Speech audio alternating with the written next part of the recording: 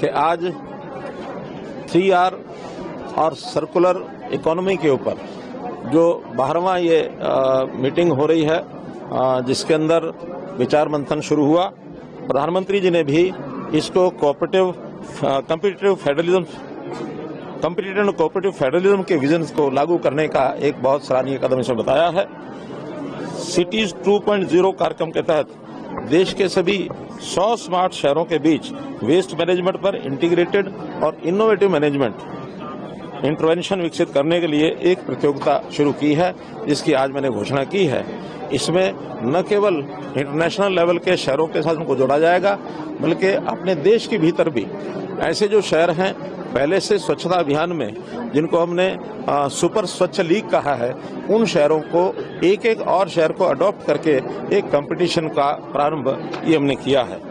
स्वच्छ भारत मिशन में देश भर के शहरी और ग्रामीण स्वच्छता क्षेत्रों में परिवर्तन लाने का ये जो काम है, बहुत महत्वपूर्ण काम है।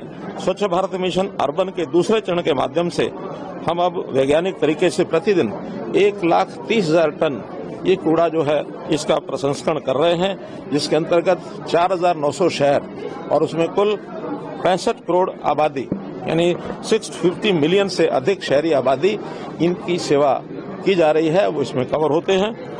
सिटीज 2.0 हम जो है एक बहुत बड़ा महत्वपूर्ण ये कदम इस यात्रा का है। उसके माध्यम से हम जो है कंपटीशन ये पैदा कर रहे हैं, जिसमें 14 स्टेट की 18 सिटीज जो EU की अलग 18 सिटीज के साथ सिटी टू सिटी एक हमारी पार्टनरशिप होगी और शेष शहर देश के अंदर ही शहरों के साथ वो मुकाबला करेंगे। अगले आने वाले 2 से 3 वर्ष में ये सब शहर अपने आप को इस सुपर स्वच्छ शहर की लीग में अपने आप को ला सकें, ये हमारा टारगेट है। और हम इस विषय को लेकर के और सभी जो प्रोजेक्ट्स हैं वो बाकी और जो शहर है देश भर के, उनके लिए भी एक लाइट हाउस का काम करेंगे, ताकि इस स्वच्छता अभियान को हम तेज गति और ये दे सकें। मित्रों, इस बार का जो सिटीज 2.0 का है, इस पर हमने फोकस किया है generating energy from municipal waste by setting up of waste to electricity plant, bio CNG plants. इस यात्रा का एक बहुत बड़ा ये महत्वपूर्ण कदम है। इस प्रतियोगिता के माध्यम से, जैसे मैंने बताया कि 2-3 वर्षों में हम इसको और आगे बढ़ाने का ये प्रयत्न कर रहे हैं। केंद्र सरकार इसमें 75 से 100 करोड़ रुपए का अनुदान ये इन शहरों को देगी। ये परियोजनाएं नगर पालिकाओं में जिस प्रकार से पहले से अभियान चल रहे हैं, उसमें बिजली बनाने वाले संयंत्र, बायो CNG संयंत्र और कचरे से ऊर्जा उत्पन्न करने पर ध्यान केंद्रित करेगी। 21 राज्य सरकारों को डाटा ऑब्जर्वेटरी स्थापित करने के लिए भी अनुदान ये दिया जाएगा, ताकि एमिशन को ट्रैक किया जा सके और राज्य और शहरों की आवश्यकता के अनुसार एक्शन प्लान ये सब बनाया जा सके। बाढ़ संभावित शहरों के लिए भी हम फ्लड मैनेजमेंट प्लान्स विकसित करने में उनको समर्थन देंगे।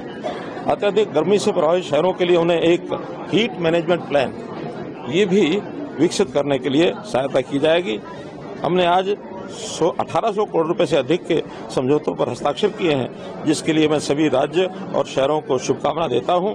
मुझे विश्वास है कि समयबद्ध तरीके से अपने लक्ष्य को पूरा करेंगे और हमारे जो पंचामृत लक्ष्य है उसको अचीव करने में मदद करेंगे।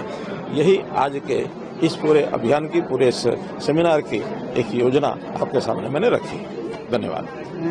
सर, ये तो हो गया कार्यक्रम, एक सवाल दूसरा पॉलिटिकल नहीं, आज का विषय सर ये विषय है, हम अपने आप को इधर ले जाएंगे। बहुत बड़ा एक पवित्र कार्य है, इससे ध्यान हट जाएगा। मेरा कहना है कि आज के दिन छोड़ करके कल आप आइए मेरे पास, मैं आपको चाय पिलाऊंगा और आपके सब प्रश्नों का उत्तर दूंगा। सुपर स्वच्छ लीग है वो अभी शुरू हो गया, 2-3 साल बाद उसको विस्तार होता नहीं, अभी अगले साल में, क्योंकि अब का जो रैंकिंग चल रही है 31 मार्च को पूरी हो जाएगी और 31 मार्च के पूरा होने में पिछले शहर और इस बार के चारों सेक्टर में 1st, 2nd, 3rd ये जो शहर आएंगे, इनको सबको शामिल करके 1 अप्रैल के बाद